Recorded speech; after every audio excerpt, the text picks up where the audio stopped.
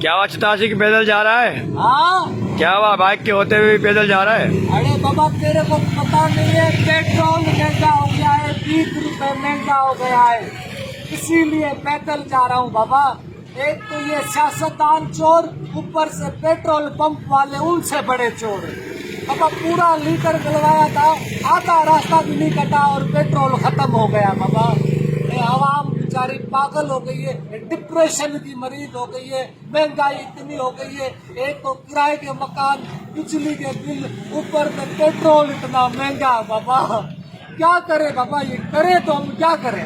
Petrol pump والے ایماندار ہے بھائی؟ ہاں تیرے جو پڑوس میں ہوگا نا وہ ایماندار ہوگا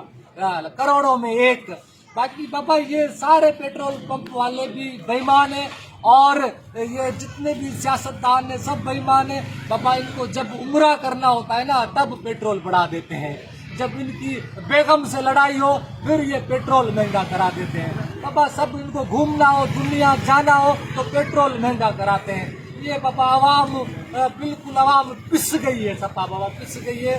برباد اور تباہ ہو گئی ہے